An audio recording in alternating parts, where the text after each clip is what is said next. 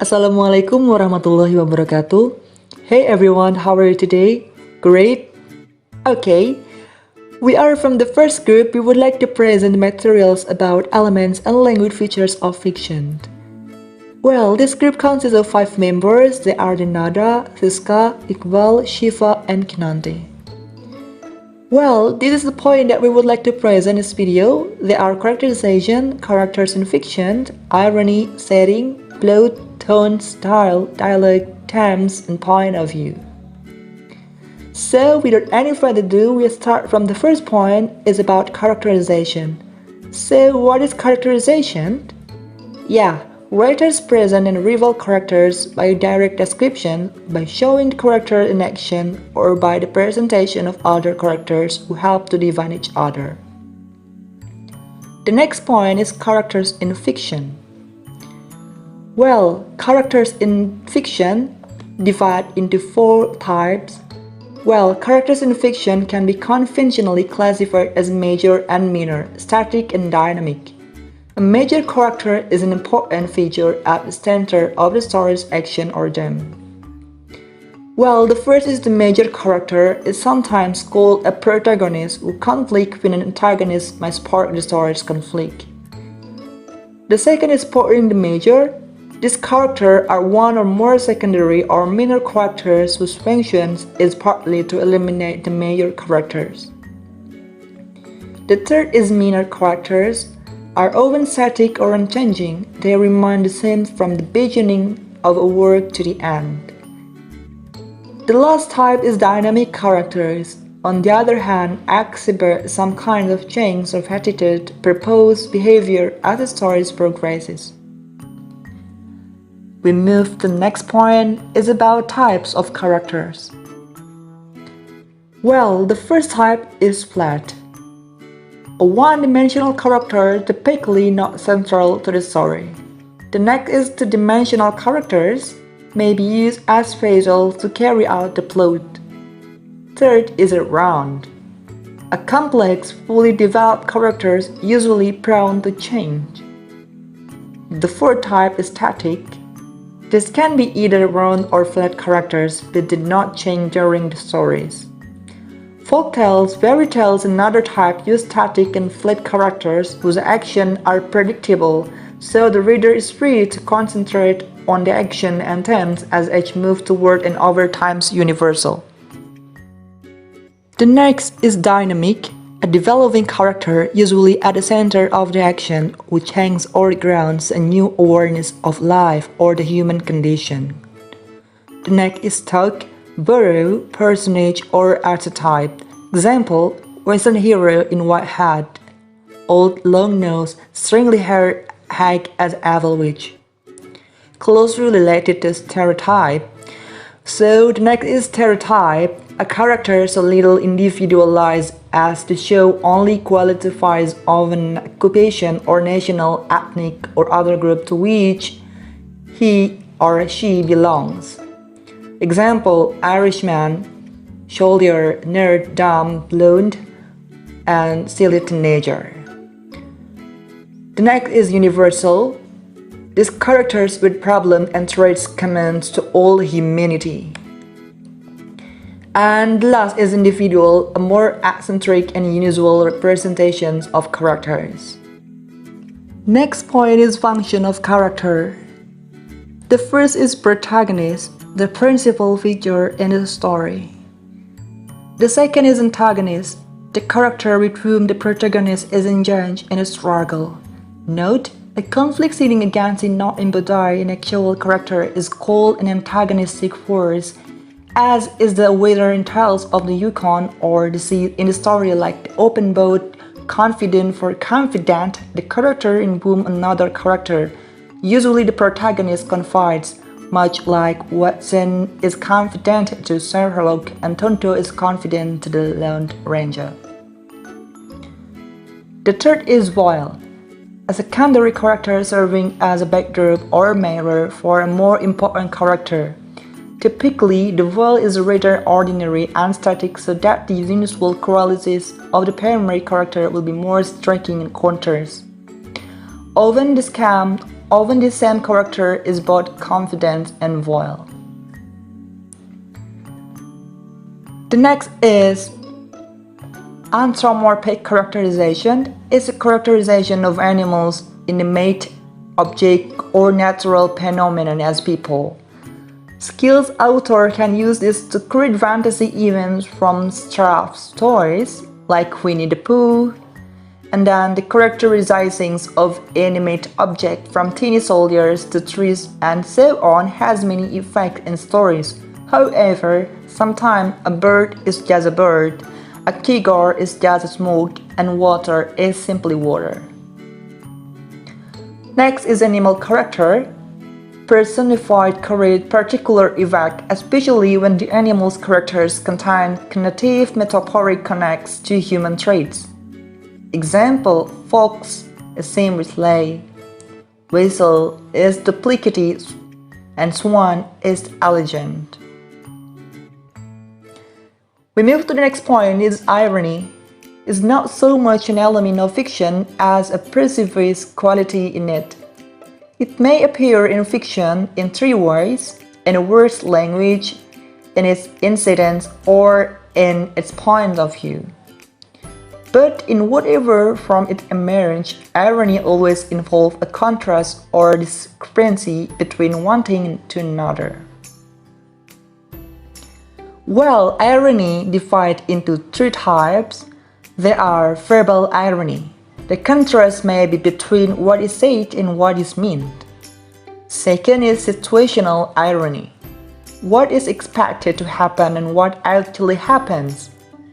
And last is dramatic irony between what the characters believe or say and what the reader understands to be true. Next point is setting. Is a physical and social context in which the action of the story occurs. The major elements of setting are the time, the place, and the social environment that frame the characters. These elements establish the world in which characters act. Sometimes the setting is likely sketched, presented only because the story has to take place somewhere and at some time. So the first element of setting is where or place. The physical environment where the story takes place. Special features of some settings include local color. They use regional details to add interest and meaning to the story. Use of local color may include description of specific local manner of dress, customs, speech patterns like accent or dialect, and slang expression. Next feature is regionalism, when the description of region becomes an intrinsic part of the work. The relationship of the region to the action is characteristic regional. The second element of setting is when or time. Time includes all of the mentioned, what was going on at the time, what, if any, important has the period and or time span of events with regard to the time's motive, characterization, atmosphere, tone, etc. Well, the feature of time divided into three. The first is what is the period, century, decade, year during which the action occurs. Second, over how many hours, days, week, months, years, decade, etc. does the action take place. Third, the effect of the setting may include a particular atmosphere, insight to the character and or their motivation, and a key or connection to or reflection of other aspects of the story. Next point is plot. The action elements in fiction is the arrangement of events that make up a story. First is conflict, in the sense of friction or battle, but no military or war. In fiction is the opposition of force or characters. This friction usually fuels the actions. Complication or exciting. Force is what fuels the racing action and might indicate later events. Longer work may have several complications, such as man versus man or the individual versus another individual. Second, human versus nature, or the individual versus the physical world. Third, human versus society, or individual versus the civilization or order. Fourth, human versus herself or himself, or the individual versus the self or human nature. Next is order. Narrative events may be related in different orders, for example, chronological or linear. In media res, in the middle of things, or begin in the present and return to the past. Next is divisions of plot, including first, exposition and or raising action, how reader learns to tell previous to the story's beginnings and then continues toward the climax of the story. Second, diversion, any episode prior to the climax that does not contribute directly to the raising action or add to the suspense. Example, comic relief in tragedy. Third, climax, the moment in the story at which a crisis reaches in highest intensity and a potential resolution to the turning point. Fourth is denouement or unconnecting or revolving action. The fourth part of plot is flashback. A scan enters into a film, novel, story, or play to show events that occur at an earlier time. This technique is used to complement the events in the present of the story.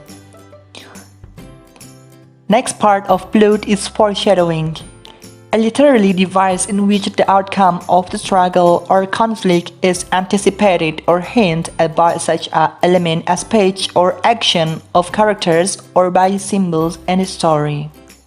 Resolution is type of conclusion or ending. Resolution have three subpoints. The first point is happy ending. Happy ending means everything ends well and all is resolved. The second subpoint is tragic or unhappy. Unhappy ending, the means is many events in life don't end pleasantly, so literally fiction that evaluates this life is more apt to have an unhappy conclusion, forcing the reader to contemplate the complexities of life. And the third point is open-ended or lack of resolution means no definitive ending or resolution occur, leaving the reader or ponder the issue raised by the story. The second point of plot is suspense. What is going to happen next? Like critical investigation will ask the more important question, why, rather than what. Suspense is most often produced either by mystery or by dilemma. The third point of plot is artistic unity. Artistic unity is essential to a good, effective, successful story. Nothing in the story is irrelevant, superfluous. That is, the story contains no detail or elements that doesn't contribute to the meaning. Nothing occurs that falls in the face of the reality of the story and or the characters. The work should have a sense of natural inevitability within specific set of character and the initial or core situation. The fourth point of plot is Deus ex machina. Literally, God formed the machina. Plot device in which someone or something appear out of the blue to help a character to overcome a mildly insolvable difficulty. The last point of plot is motives. Motives mean recurring structure, contrast, or literally device that can help to default and to inform the major themes of the story. The next plot is tones. Tone is the other implicit attitude toward the reader, subject, and or the people, place, and even in work as relevant by the element of other styles. The next point is style. Style is the way a writer chooses word or diction, arrange them in sentence and larger unit of discourse or syntax, and exploit their significance. Style have Style have 9 subpoints. The first subpoint is diction. Diction means word choice, formal or informal. The second subpoint is sentence structure, simple or complex. The next subpoint is syntax, means sentence pattern of language, grammatical and ungrammatical arrangement of words. The fourth subpoint is language, abstract or construct. The next subpoint is dialogue, can be either more dialogue than description, or dialogue limited to certain character, or simply lacking dialogue altogether. And the sixth subpoint is imagery. Sensor details such as a smile, metaphor, onomatopoeia in a book include. But in imagery they have a subpoint gain. They are, the first is visual or imagery of sight. The second is aural, imagery of sound, example, surface of skin. And the third is olfactory, imagery of smell. The example is the smell of stale beer. The next subpoint of imagery is tactile, imagery of touch. For example, the feel or bare feet on the hot seat walk. And the last subpoint of imagery is gustatory, imagery of taste. For example, the tart, dry taste of stretchy green banana. Okay, and subpoint of style is allegory. Allegory means a literary work in which the symbols, character, and event come to represent in a somewhat point-to-point fashion a different metaphysical, political, or social sentence. In Western culture, allegories have often been used for instructive purposes around Christianity. The next point of style is symbols. Symbols are construct objects or images that stand for abstract subject.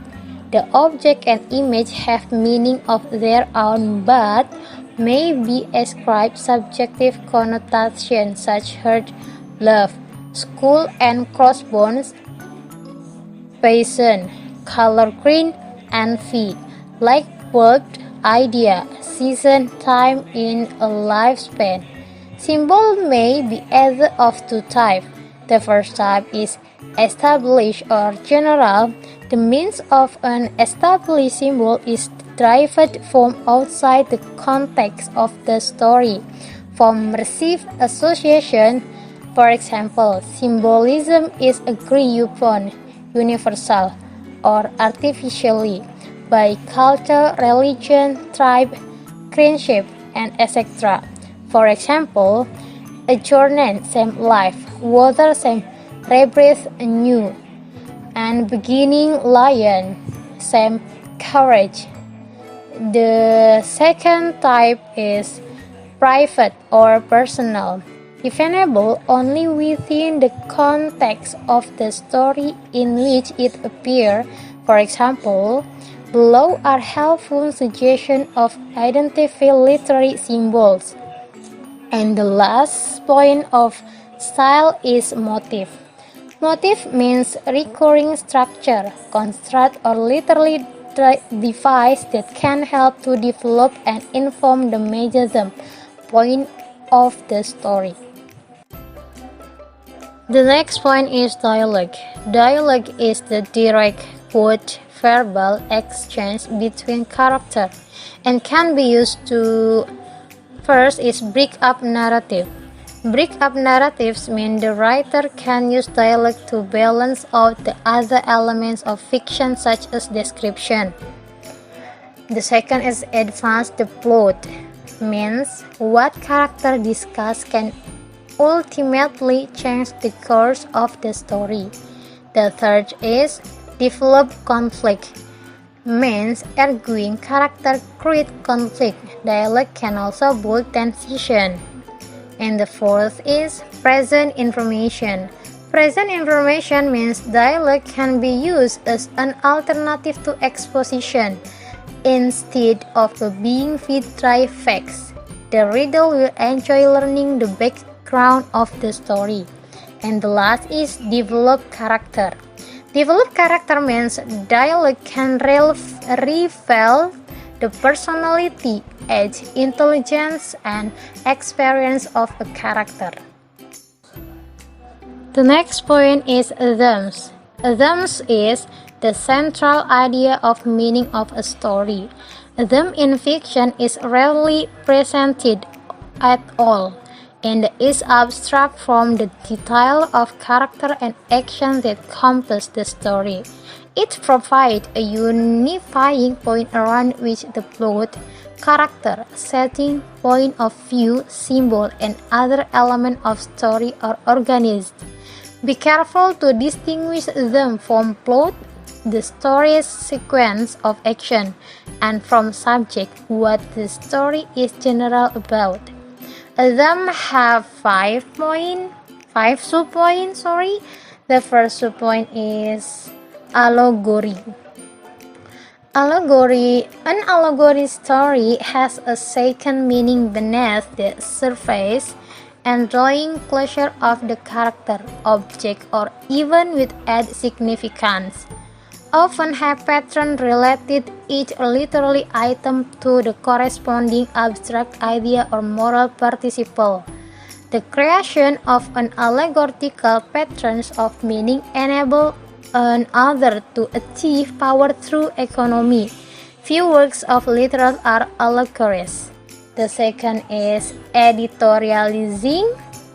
Editorializing is the narrator's commenting on the story is ordered to instruct the reader how to feel about or respond to a character, an event, and or situation in the story she or he is relating.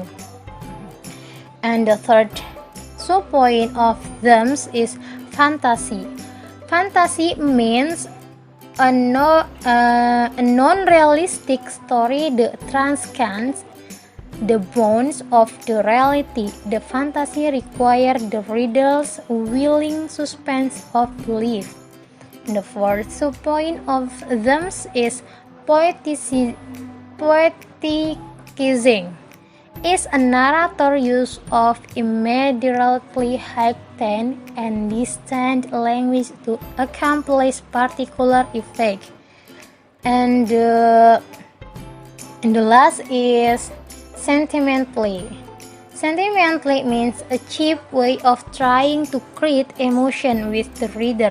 Sentimentally embodies true response, an emotion that it soars outside of the story, like babies, puppies, young love patriotism, a sweet view of life, and other technique to avoid having to actually create emotion in conducting situation in the story. Instead, good writers draw forth emotion by producing a character in situation that deserve the reader's sympathy and showing enough about the character and the situation to make either or both real and convincing. The last point is point of view. Point of view is two who tell the story and how it is told. The possible ways of telling a story are many, and more than one point of view can be woven into a single story. However, the various points of view that storytellers draw upon can be grouped into two broad categories. The first is third person and first person. The third person have three sub-points. The first sub-point is omniscience. Omniscience means the narrator is all-knowing and takes the reader inside the character, thoughts, feelings, and motives, as well as show what the characters say and do. The second sub-point is limited omniscience. Means the narrator takes the reader inside one, or at most very few characters, but neither the readers nor the characters has access to the inner life of any of the other characters in the story. The last point of third person is objective. The narrator doesn't see into the mind of any character, rather he or she reports the action and dialogue without telling the reader directly what the character feel and think. And the second is from first person. First person narrator use pronoun. The narrator presents the point of view of only one character's consciousness, which limited the narrator to what the first person narrator knows, experienced, infers, or can find by talking to other characters. That's all from us. Thank you for your watching.